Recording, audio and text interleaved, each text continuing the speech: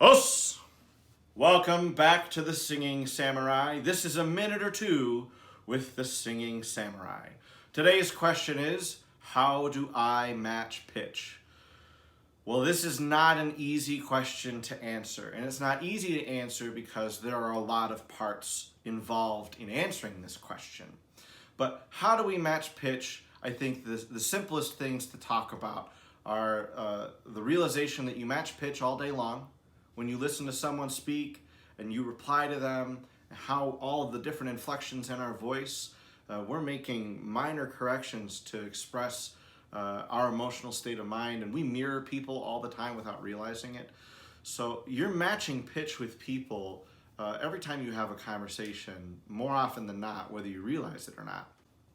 Matching pitch and singing is a little more difficult because the difference between a speaking pitch, so if I speak around this note here, I'm maybe gonna be in that range of notes. It's about 4 notes.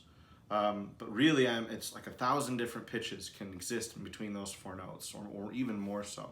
Whereas singing, we got really, really low notes, we got really high notes, just a wide range of potential pitches. And so part of it is training the muscles in our throat to sing those higher notes or those lower notes that we're not used to singing necessarily. We don't have the control in our throat.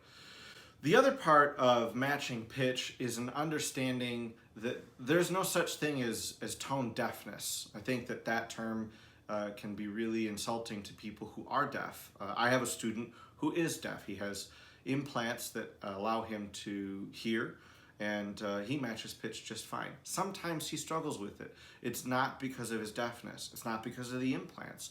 It's training the ear to hear the difference between pitches outside and the pitches that we create inside.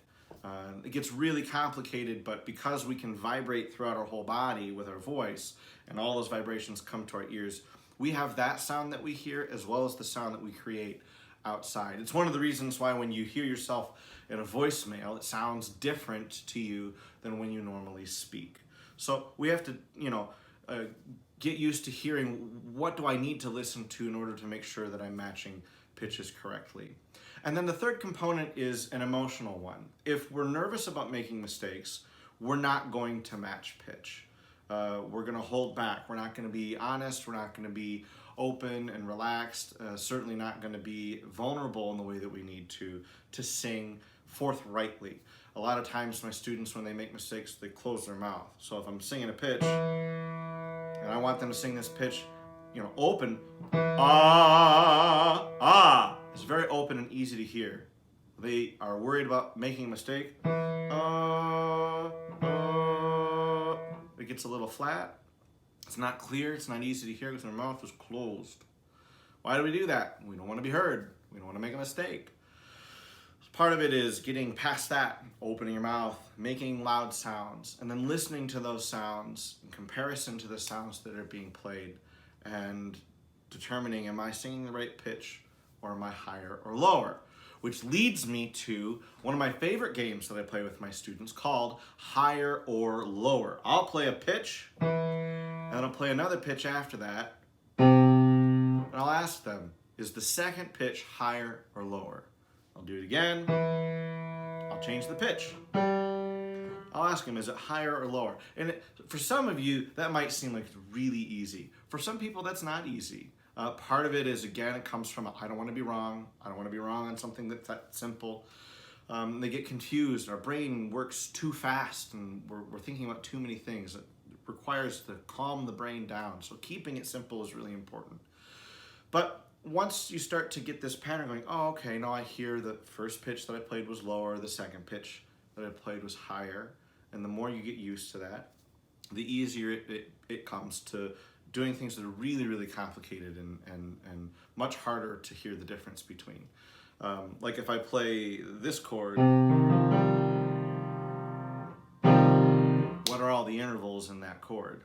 What are the different notes? Some people can hear that. Some people are trained to hear that. I can hear that. Other people will be like, I have no idea. That just sounds like a bunch of sound. So how do you match pitch? You train the ears. How do you train the ears? You differentiate between pitches that you hear on an instrument, pitches that you hear between yourself singing and the instrument. Open your mouth, make sure that you can really hear yourself sing, and get yourself into a calm state of mind. Be relaxed emotionally, and you will be able to match pitch before you know it. And as a reminder, there's no such thing as tone deafness. It's just a matter of training the ears. Os!